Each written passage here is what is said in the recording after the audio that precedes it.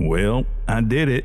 The world's gotten just a little too crazy, so I finished up my survival bunker and I've locked myself inside, away from the monsters, the evil creatures, and the government, the lies, the conspiracies that the government is covering up. I've got plenty of Marty's moonshine to last, so that's a good thing. The giant spiders and I have come to a mutual understanding and working agreement. I've also got some contact with the outside world, which is why it's time to start up the podcast again. Now, maybe it's the solitude I'm in now, but I've discovered a secret that I never noticed before, and I'm going to share it with you guys. I'm going to be reading you some stories. The government calls these stories fiction, like they're made up. But when you hear them, you're gonna know that these aren't stories. These are genuine, first-hand accounts of the crazy stuff that's going on in the world. And the government is just covering it up by forcing these writers to label these as fiction. Tonight, I'm sharing 2 accounts from the author Travis Flatt. And after listening to these, you'll understand that zombies are real, and you can communicate with the dead. Our first story is titled Celebrity Zombie Battles. So sit back, relax, and let me spread some truth. Dad is out grilling in the rain. I'm washing the onion smell off my hands after chopping for a salad that no one's gonna eat. Making salad it's out of habit. We've lost the taste for refined things, our family. And we're starting to look at. And my dad, well, he's just skeletal. Out the little window above the sink, I watch Dad scraping at the brats and burger patties, a lost look on his creased and gray face. The late afternoon drizzle darkens his Red Robin ball cap to maroon. Someone needs to tell him to come in out of the rain. The show is about to start. A hand taps my shoulder and startles me. "You need to get your dad, babe," Lana, my wife, says. She shambles away deeper into the house. Maybe it's better just to let him stay out there. It's so noisy in the living room with Lana's mother shouting baby talk at the battalion of nieces and nephews hauled over by my oldest son, Braylon, and his former opioid junkie wife, Sarah. I hate Easter. It feels like a fake holiday. Commercial, I mean. Our youngest daughter, Briley, gets 2 days off middle school, so she's all over the house. Lana and I are off work too. We're home. But home to a full house. "You're missing it, babe," shouts Lana. It sounds like her mouth is full of some kind of chips, probably Ruffles, slathered in French onion dip. I imagine the chips spraying out in chunks all over the carpet. It's shit like that makes me confident we will end up with bugs again. That and frequent visits from Lana's mom and her little yappy dog. The damn dog pisses and poops everywhere. Why a perfectly fit 60-year-old woman needs a service animal is an absolute mystery to me. She can drive around the country to bother her daughters, Lana and Lana's 2 sisters. I've got 2 sister-in-laws whose names I can't keep straight. Kaylee and Kayla. I swear to God, Lana's mom, this woman, named her kids Kaylee and Kayla. Kaylee and Kayla live far away and in different states. I never see them, and they rarely come up in conversation. That makes life easier. One of my little nephews has a spot on the couch, the squinty one who always looks like he wants to fight something. He's crammed in there with 3 of the other grubby turds, plus Lana's mom and the dog. Now I'll have to spray the thing down with Lysol and Febreze when they leave. We have 2 easy chairs flanking the couch in the traditional American setup. One which is occupied, shared by my son and his chunky wife, and the other is occupied, shared by my wife and daughter. Both of these couples, so to speak, sit smaller person in lap.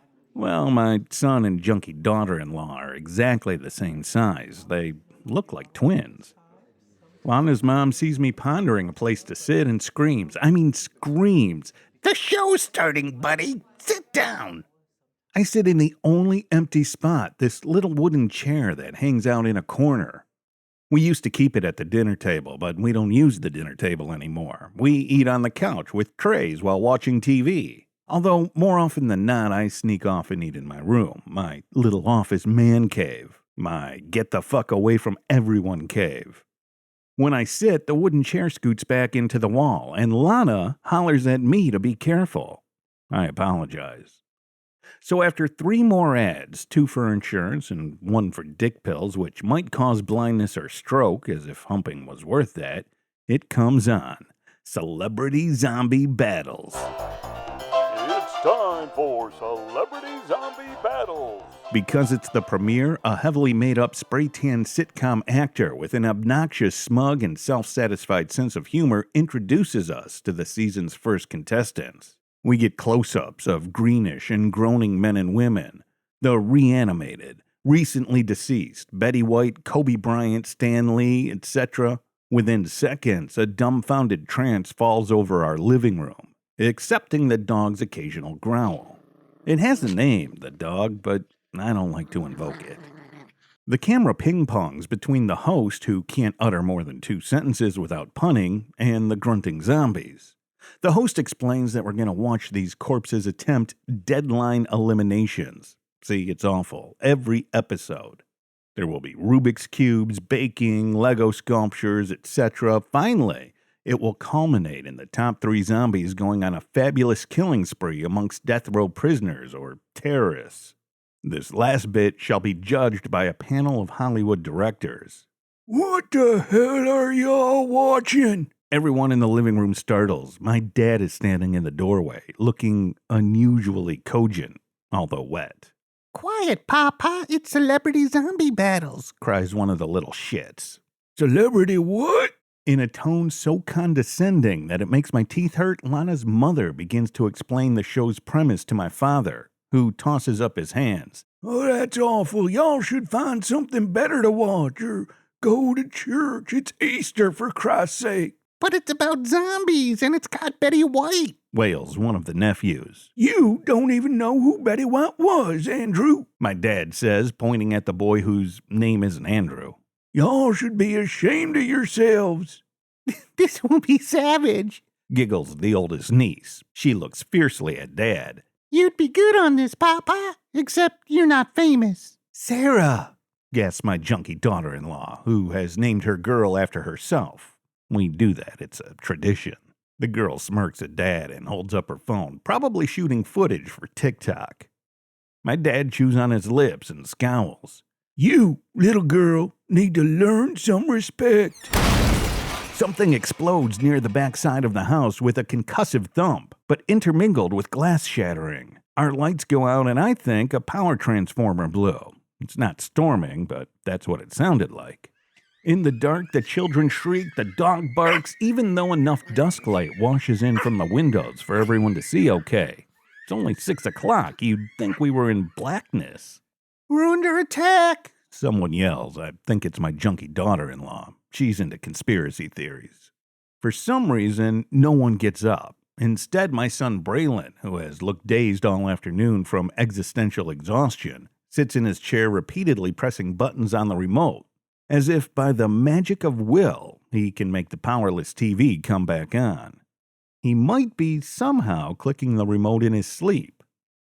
Everyone starts shouting and whining and bickering, so I take Dad's arm and go back out towards the kitchen to investigate. And I see fire. The backyard is on fire. The grill exploded. Son, I'm sorry your house burned down, my dad says. He's sorry in earnest, but the only damage was the partial melting of an old swing hanging from an enormous oak tree, unscathed, in the backyard. The vinyl siding is blackened a bit near where the grill's gas canister burst. We think that'll wash off.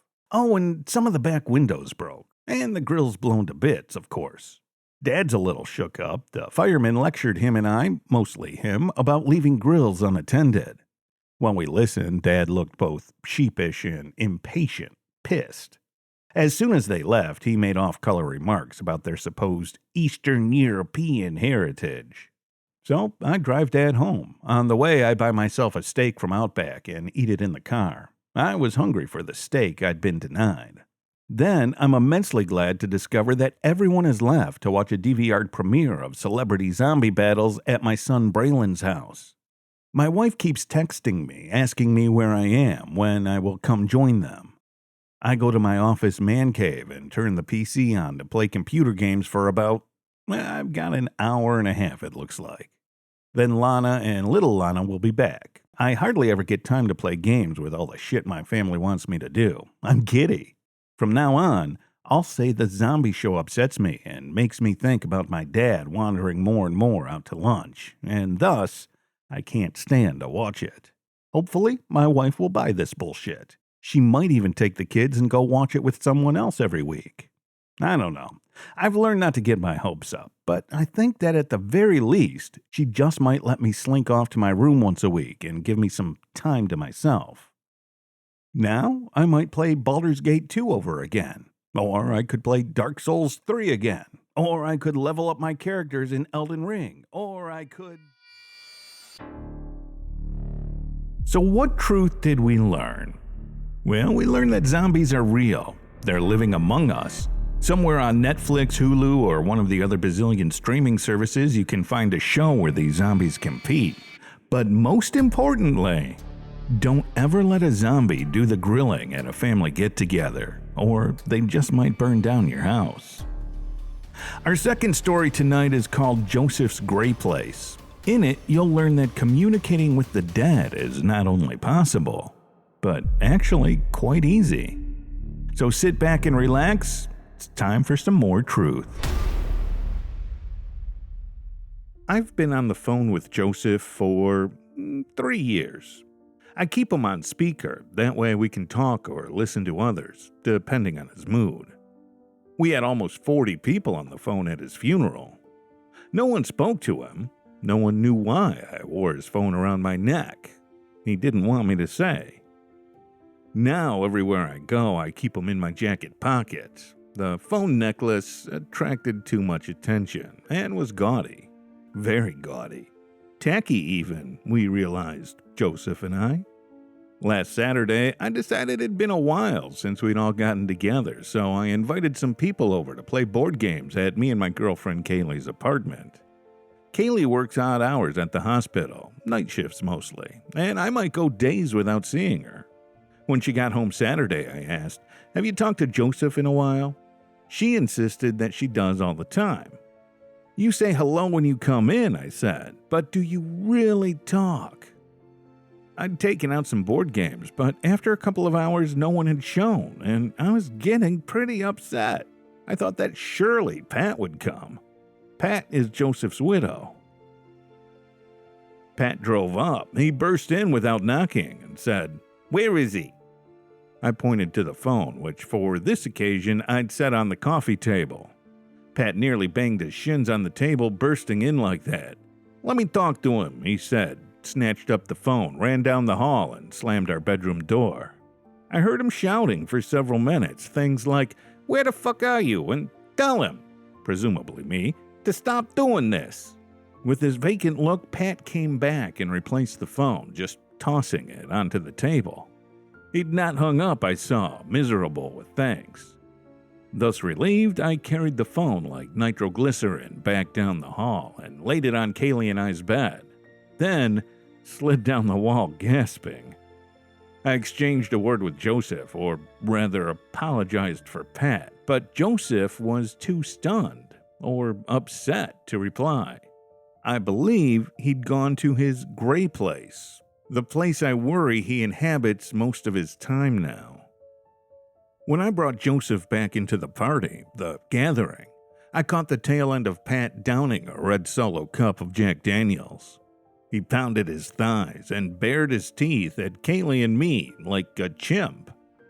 I opened up Monopoly, but discovered Pat couldn't remember the rules, grew combative when we corrected him. We gave up. When it happened, Joseph and I were on the phone. Sometimes I worry that Pat is jealous.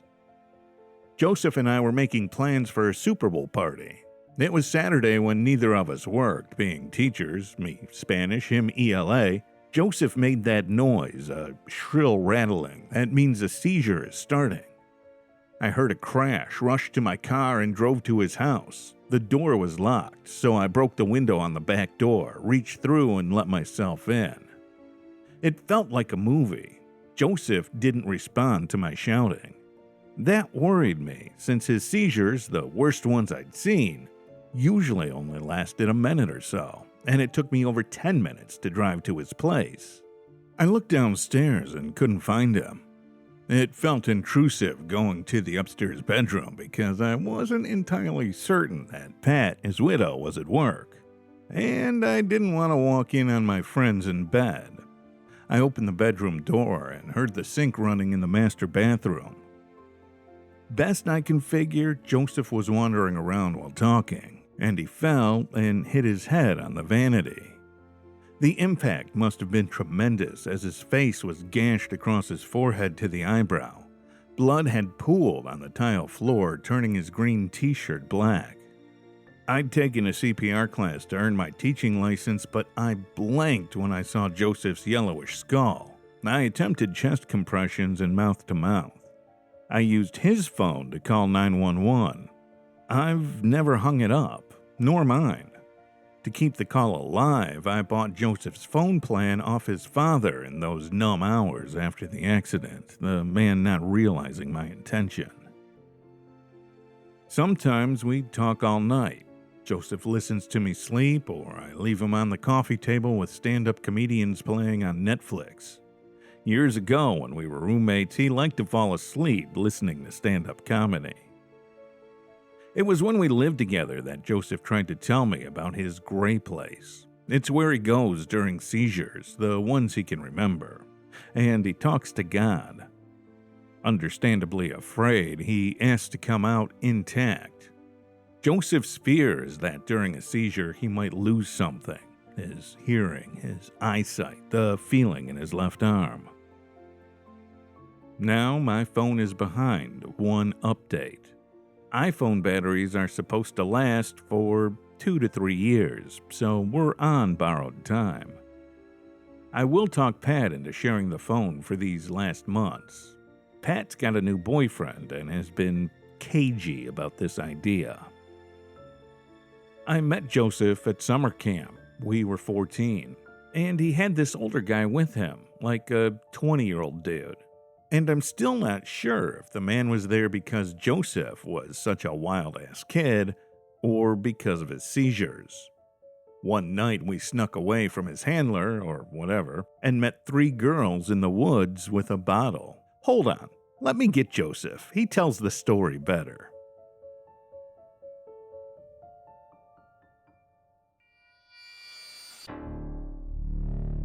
So what truth did we learn? Well, communicating with the dead is as easy as forgetting to hang up the phone. Nobody remembers the rules for Monopoly. And most importantly, if you're going to communicate with the dead, you want to make sure you have an unlimited phone plan, or it's going to get awfully costly. Well, there you are. 2 first-hand accounts of the craziness that is happening in the world today, that the government is forcing the authors to label as fiction. All you have to do is read deeper, and you can find the truth. The author of both stories tonight is Travis Flatt. Travis is a teacher and actor living in Cookeville, Tennessee. He enjoys theater, dogs, and theatrical dogs, often with his wife and son. If you have a first-person story that you'd like to share, you can find the Bunker of Truth on Facebook. Just get a hold of me and we'll work it all out. Tonight's stories were read with the express consent of the author. I'll see you next time when, like it or not, I'll spread more truth that the government doesn't want you to know about. Thanks for listening.